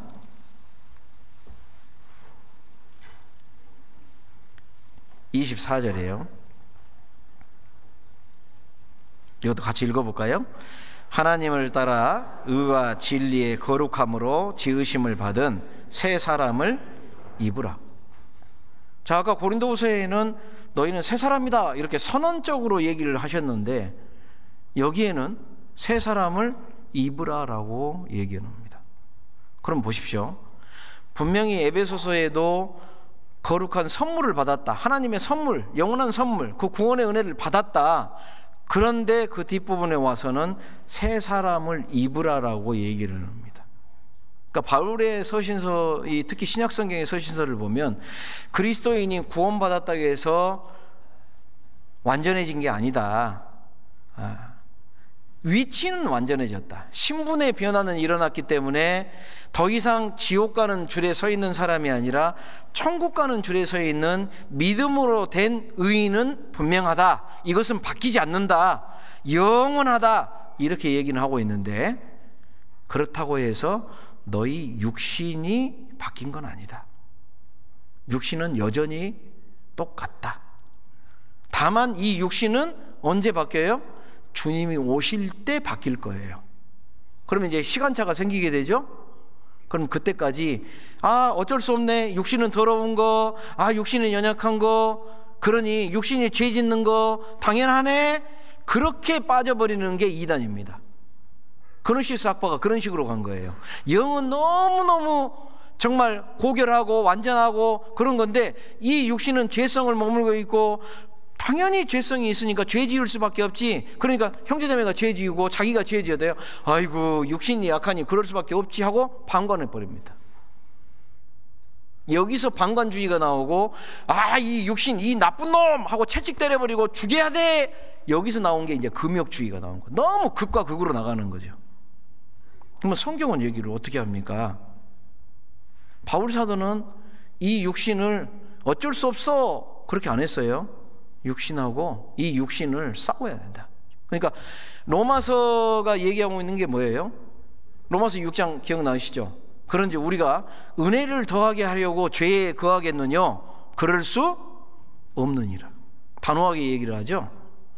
싸워야 된다는 거죠. 이 육신은 내가 순종하는 대상이 아니라 거부하고 싸우고 해야 될 대상이고 순종은 성령을 따라서. 그러니까 로마서 7장 8장도요 결국엔 방향성의 문제를 굉장히 얘기해 주고 있는 겁니다. 육신을 따라서 순종할래? 육신에게 순종하는 자는 육신의 열매를 맺을 거고 성령을 순종하는 성령의 열매를 맺을 건데 너 어떤 삶을 살아갈래? 이 얘기를 하고 있는 거거든요. 그래서 로마서 14장으로 넘어가면 바울사도는 뭐래요? 우리가 살아도 주를 위하여 살고 죽어도 주를 위하여 죽나니 우리가 사나 죽으나 주의 것이로다. 그러니까 단적으로 한 장 한 장 뭔가 연결이 안 된 것 같지만 지금 전체적인 맥락에서 보면 신앙생활의 줄거리를 분명하게 얘기하고 있죠. 예. 근데 이 길이 단거리가 아니라는 게 좀 힘든 겁니다. 장거리예요, 장거리. 저도 고등학교 2학년 때 구원받아서 올해로 제가 딱 40년이 넘어갔는데 깜짝 놀랐어요. 아직도 안 오셨네. 네, 고등학교 때는요 20살 되기 전에 오실 줄 알았어요. 그때 뭐 아이고 장가도 못 가고 오시겠네 뭐 이랬거든요. 근데 30이 되고 40이 되고 이제 50이 넘어가고 60이 되려고 하니까 뭐지? 왜 이렇게 안 오셨지? 그러면서 후회가 돼요. 지나온 삶 속에 내가 조금 더, 시간은 이제 이미 지나가 버렸으니까 되돌이킬 수가 없잖아요. 내가 조금 더 순종하면 좋았을걸. 아, 내가 그때 왜 주저했을까? 조금 더 결단을 내렸으면 좋았을, 막 이런 것들이 생각이 나요. 이 생각이 난다는 건 뭐예요? 아이고, 이제 얼마 남지 않은 삶 결단할 때는 과감하게 결단해야 되겠구나. 주님을 따라갈 때 주저하지 않아야 되겠구나. 결심의 시간을 저에게 많이 갔습니다. 저도 지금. 여러분, 마음의 준비가 되지 않는 사람, 새 사람을 입어야 되는 것은요 자동으로 되는 게 아닙니다. 그냥 가만히 있는데 누가 입혀주고 그런 거 없어요. 신앙의 새 사람은. 주님은 그래서 너 스스로 해야 되는 새 사람을 입으라. 너가 안 입으면 안 되는 거라는 거죠. 새 사람을 입는다는 것이 뭐겠습니까? 이 사람을 입기 위해서는 또 이거 얘기하면 또 시간이 길어지는데요. 간단하게 얘기하면요, 우리가 이 하나의 컵을 얘기하면 이 컵이 지금 굉장히 깨끗하죠? 멀리서 보시니까 깨끗합니다. 이 컵이. 오늘 하여튼 어떤 분이 여기다 이렇게 깨끗한 컵에다가 물을 담아서 이렇게 제가 마실 수 있도록 이렇게 갖고 왔는데, 부엌에 가면 이 컵이 하나일까요? 여러 개가 있을까요? 여러 개가 있겠죠. 저희 교회도 보니까 이 컵을 가끔씩 사더라고. 그래서 왜 사요 또? 그러니까 깼어요. 이게 유리컵이라. 예. 그런데 이제 컵이 한 서너 개가 있는데 자매님이 컵을 딱 골라올 때 딱 보고 한 번 더 씻기도 하지만 어찌됐건 이 컵은 오늘 이 자리에 올라오기까지 먼저는 깨끗해야 돼요. 만약에 이 컵을 급하게 지금 미리 준비를 못해서 바로 갖고 올라가야 되는데 컵이 3개가 있는데 더러운 컵을 갖고 올까요? 깨끗한 컵을 가져올까요? 깨끗한 컵을 쓰는 거예요. 그럼 깨끗하려면 어떻게 해야 돼요? 첫 번째, 이 안에 있는 걸 비워야 되죠. 더러운 것이 있으면 비워야 돼요. 그러니까 베드로전서 2장에 뭐라고 해요? 그러므로 모든 악독과 모든 계율과 외식과 시기와 모든 비방하는 말을 버리고라고 언급하지 않습니까? 버리지 않으면요 옛날에 있는 것들 안 버리고 신앙생활 한다? 뒤죽박죽입니다. 여러분, 누가 음식을 딱 예를 들어서 뭘 얘기할까? 쉽게 얘기하면 짬뽕집에 가서 중국집 가서 짬뽕을 딱 시켰는데 요 짬뽕에 갖가지 해물 뭐 이런 막 버섯 이렇게 짬뽕이 돼 있어야지, 거기에 담배꽁초가 짬뽕이 돼 있으면 어떻게 돼요? 드실 수 있어요? 오히려 그 하나 때문에 다른 것들, 깨끗한 것들까지도 버려지게 만들어 버리는 거죠. 우리 삶이 그래야 되는 거예요. 버려야 돼요, 먼저. 그 다음에 어때요? 버리고 나면 찌꺼기 있으니까 씻어야 돼요. 비우는 것이 첫 번째고, 두 번째는 씻어야 돼요.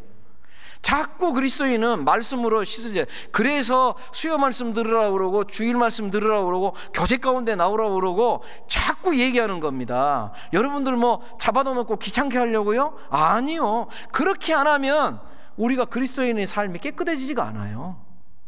그리고 개인적으로 성경을 자꾸 하나님하고 연결이 돼야 되는 거예요. 그렇게 준비가 되면 쓰시는 겁니다. 그래서 성경에는 금그릇도 있고 은그릇도 있고 질그릇도 있는데 어떤 그릇을 쓰냐면 깨끗한 그릇을 쓴다는 거예요. 질그릇일지라도 깨끗하게 준비되어 있으면 주님은 사용하는 겁니다. 나는 깨끗하게 준비했는데 안 쓰시던데요? 그렇다고 상이 없어지는 것 같아요? 아니요. 비우고 깨끗한 과정을 통해서 하고 있으면요, 주님은 너가 비록 그때 사용을 안 했어도 준비하고 있는 것 자체로 하나님은 잘했다라고 얘기하는 겁니다.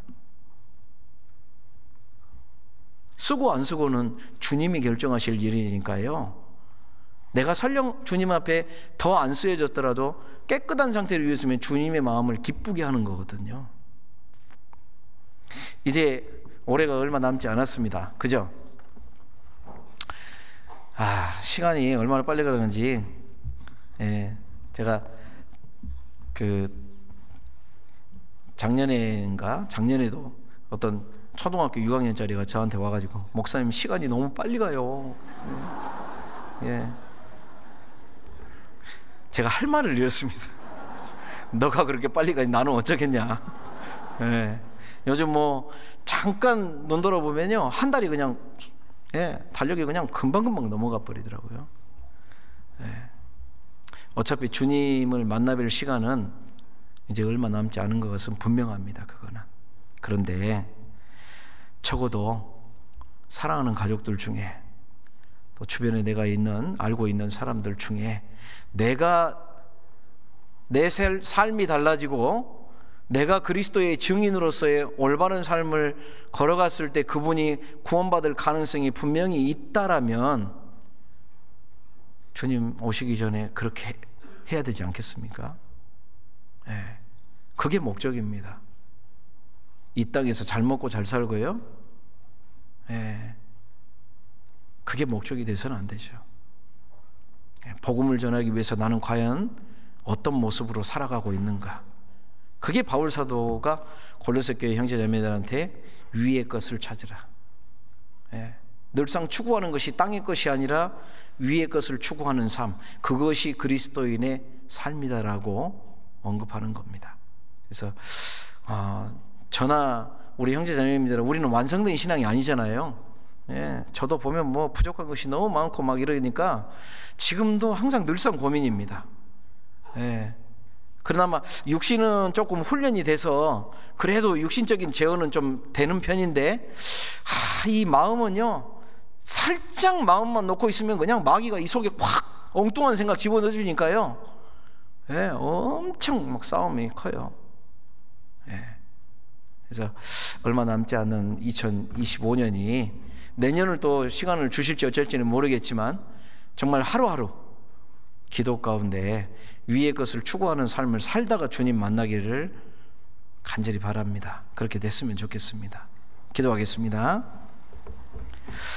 거룩하시고 자비로우신 우리 아버지 하나님, 감사합니다.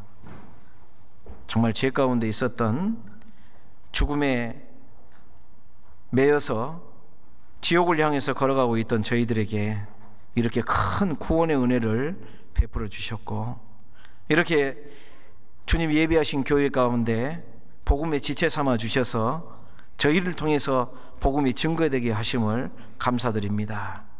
함께 주님을 향해서 한마음 한뜻으로 신앙생활을 하고 있는 우리 형제자매님들, 이 어려운 시기에 정말 기도 가운데 주님만을 오로지 바라보고 주님이 공급해 주시는 능력으로 말미암아 이 모든 고난과 이 복음의 싸움 가운데서 승리할 수 있도록 하나님 이끌어 주시고 도와주시기를 부탁드립니다. 저희는 주님의 능력이 아니면, 주님이 주시는 지혜가 아니면 아무것도 할 수 없는 존재라는 것을 고백합니다. 주님, 2025년 얼마 남지 않는 시간, 더욱더 그리스도인답게 위의 것을 찾아가는 신앙인으로서의 모습을 통해서 우리 삶이 주님을 증거하고 주님께 영광을 드리는 삶이 될 수 있도록 이끌어 주시옵소서. 언제나 우리를 사랑해 주시는 예수님의 이름으로 기도드렸습니다. 아멘.